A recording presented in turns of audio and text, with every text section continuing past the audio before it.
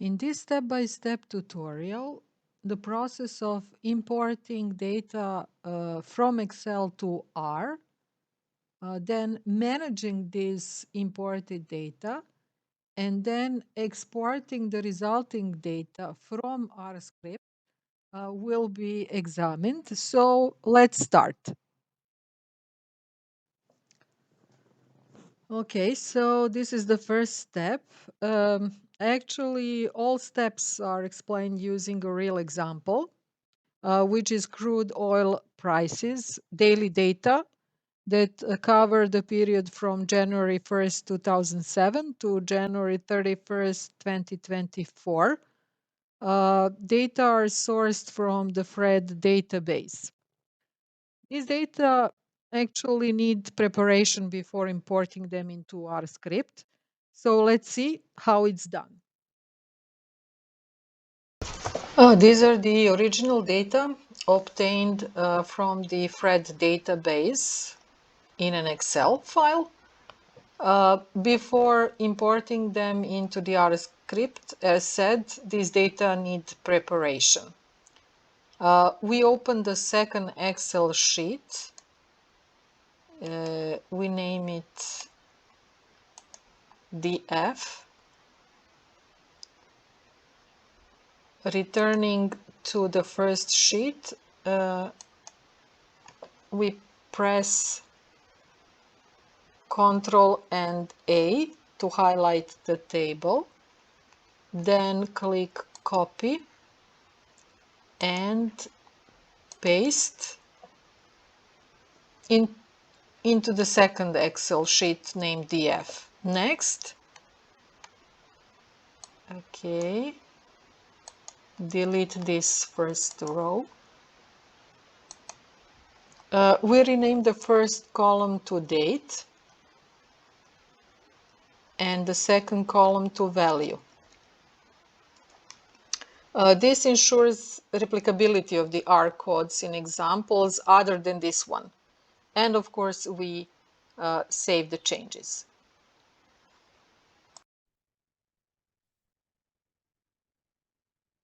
Next, we transition to the R script. And for importing, we utilize the environment pane. Here we click on import dataset and select from Excel from the alternative options. A new window will open up, which we need to fill in for the successful import of Excel data. First, we click on Browse to locate our Excel file. Mine is here.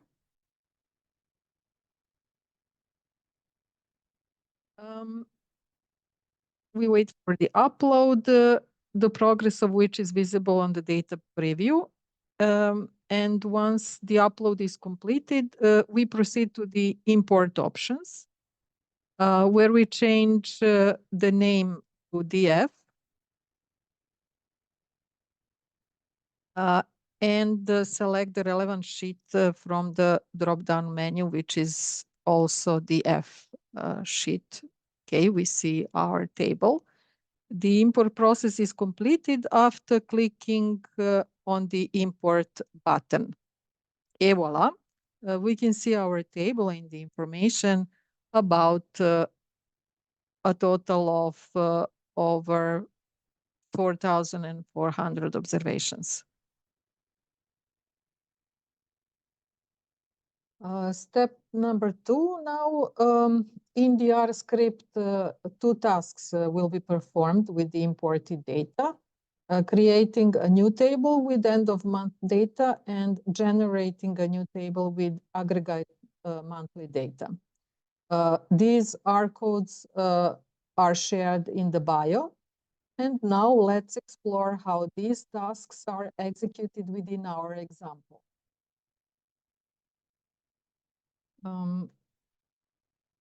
Here are the R codes that I will execute by highlighting them and pressing run. Here are 2 tables. one with the end of month values and other with the aggregate monthly data. And while creating aggregate monthly data does not hold significance for crude oil prices, it can be relevant for analyzing other types of variables. So we can consider it as a bonus feature. The final step is to export the two tables with the newly generated data using our code. The exported files will be saved to the designated location on the computer in CSV format. And now let's revert to the R script to see how it's done.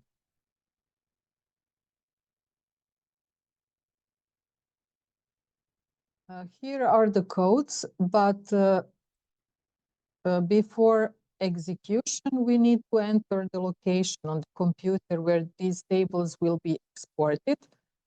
In my case, as I would like these CSV files to be saved on the desktop, I will copy the file path and paste it in the R code.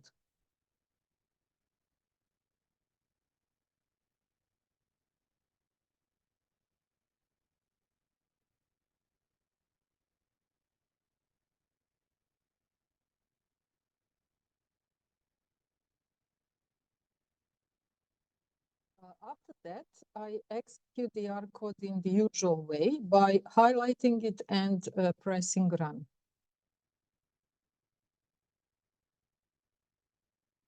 The files or the tables are now exported, and we can check. Yes, here they are. Both of the tables are here.